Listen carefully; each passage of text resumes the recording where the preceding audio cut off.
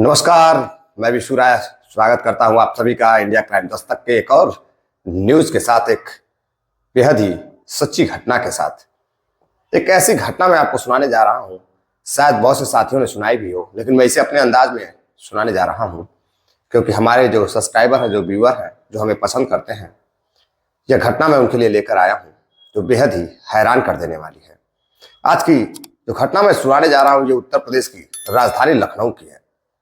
लखनऊ में एक लड़की एक दोस्त से, जिसको वह जानती थी, उससे मदद की गुहार करती है और वह मदद के नाम पर उस लड़की के साथ, अपने दोस्तों के साथ मिलकर ऐसी दरिंदगी करता है जिससे लड़की इस दुनिया में रहना ही नहीं चाहती।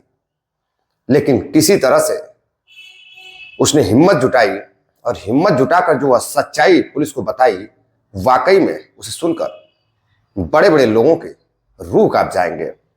दरअसल उत्तर प्रदेश की राजधानी लखनऊ में कुछ रोज पहले एक लड़की एक हॉस्पिटल में इलाज के लिए जाती है। लड़की के जो पिताजी रहते हैं वह एक्स यानी कि पूर्व के अधिकारी रहते हैं, रिटायर्ड अधिकारी रहते हैं। और लड़की इलाज के लिए जाती है। इलाज कराकर वो एक पास में ही एक दुकान रहती है। दुकानदार का नाम सत्यम रहता है, चाय वाला। सत्यम चाय की दुकान किया था और लड़की उस दुकान पर चाय पीने के लिए जाती है। चाय पीने के बाद वो पैसे देती है, फिर चली जाती है। अब वो अक्सर कर उस हॉस्पिटल में अपने इलाज के लिए आती थी और उसी दुकान पर जाकर चाय पीती थी। अब इलाज कराते समय उस दुकान पर जाकर चाय पीते पीते दोनों की अच्छी खासी जान पहचान हो चुकी थी। लड़की अब उस सत्यम नाम के लड़के को अच्छे से पहचानती थी। अब एक दिन लड़की जब हॉस्पिटल जाती है, हॉस्पिटल जाने के बाद जब इलाज कराती है डॉक्टर से, कुछ देर बाद लड़की बाहर आती है, उसी सत्यम के दुकान पर जाती है, चाय पीती है। चाय पीने के बाद अपना जब फोन निकालती है तो काफी धीरे धीरे अंधेरा हो चुका था। फोन निकालने के बाद वह अपने घर फोन करने वाली थी, लेकिन वह देखती है उसका फोन काफी डिस्चार्ज हो चुका है, फोन बंद होने वाला है। इस पर वह अपने जो चाय वाला रहता है, जो साथी रहता है, उससे कहती है कि भैया मेरा फोन डिस्चार्ज हो चुका है, बड़ी मेहरबानी होगी अगर आप मेरा फोन चार्ज लगा देते तो। अब वह सत्यम अपने दुकान में उस फोन का चार्जर तलाश करता है, लेकिन चार्जर नहीं मिलता है। तो वह कहता है कि हमारे यहाँ चार्जिंग की व्यवस्था नहीं है, मैं आगे देखता हूं, कहीं चार्ज लगा देता हूं। अब वह उस लड़की का फोन लेकर लड़की को दुकान के पास बैठाकर वह थोड़ी सी आगे जाता है। आगे जाने के बाद एक एम्बुलेंस खड़ी रहती है। एम्बुलेंस के पास जाता है और वहां से वह वापस आ जाता है। वापस आने के बाद लड़की से बताता है कि उसका फोन चार्ज में लगा हुआ है। कुछ देर बाद वह किसी से बात करता है। बात करने के बाद जब लड़की काफी देर हो जाती है तो कहती है कि भैया मेरा फोन चार्ज हो गया होगा, काफी लेट हो रहा है, मुझे घर भी जाना है। अब लड़का बोलता है ठीक है मैडम, मैं आपका फोन लेकर आता हूं। फिर वह एम्बुलेंस के पास जाता है और वापस आकर कहता है कि मैडम, जिस एम्बुलेंस में मैंने आपका फोन चार्ज लगाया था, वह एम्बुलेंस तो यहां से जा चुकी है। अब मैं पता करता हूं कि वह कहां पे है। फिर वह कहीं फोन लगाता है।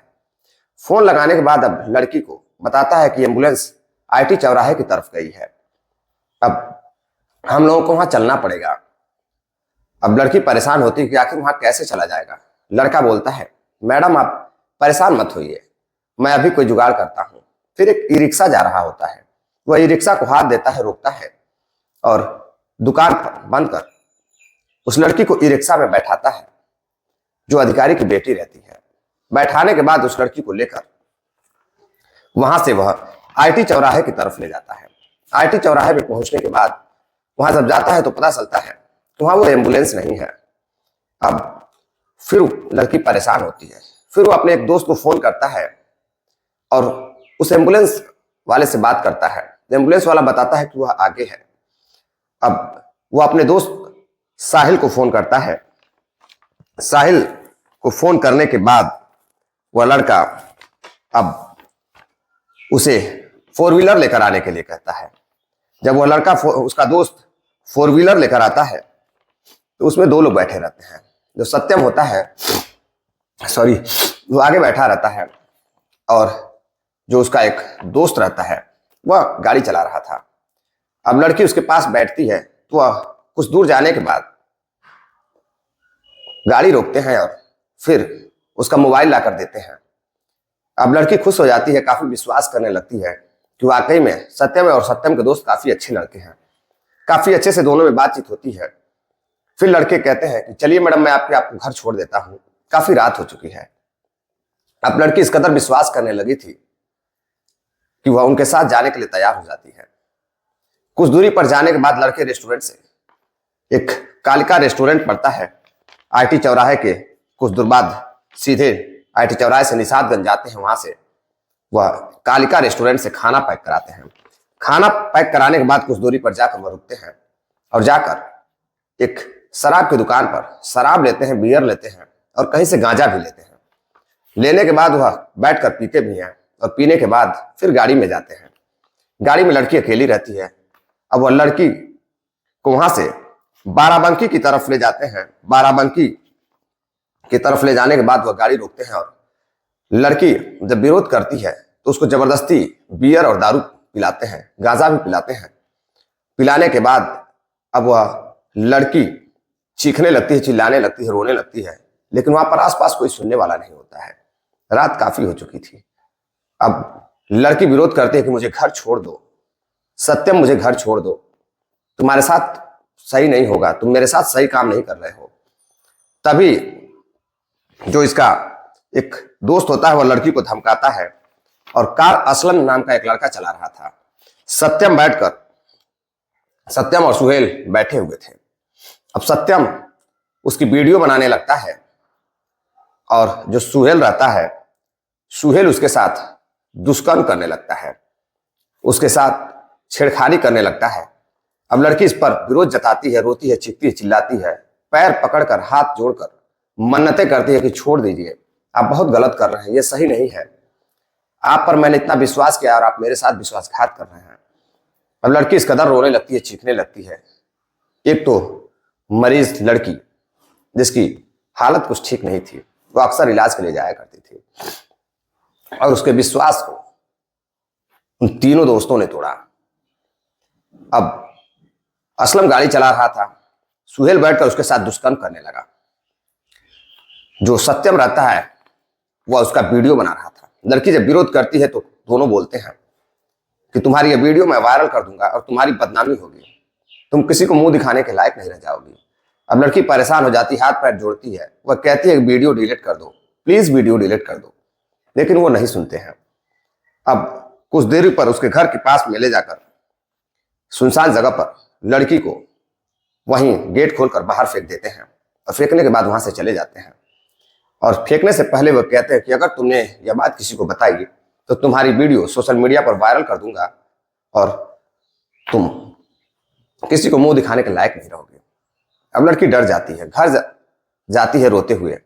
जब अपने माँ से मिलती है तो माँ से मिलने के बाद दोनों, माँ और बेटी, जो माँ होती है वह रोने लगती है, बेटी रोने लगती है माँ से, माँ को बताती है। जब माँ पूछती है कि बेटा क्या हुआ, हॉस्पिटल में काफी देर हो गई, तो वह रोने लगती है। माँ को बताती है कि माँ, एक चाय वाला सत्यम, जिस पर मैंने काफी भरोसा किया, हमेशा चाय पीती हूँ, और माँ भी उस लड़के को जानती थी क्योंकि माँ भी वहां चाय पीने जाती थी जब भी बेटी के साथ जाती थी।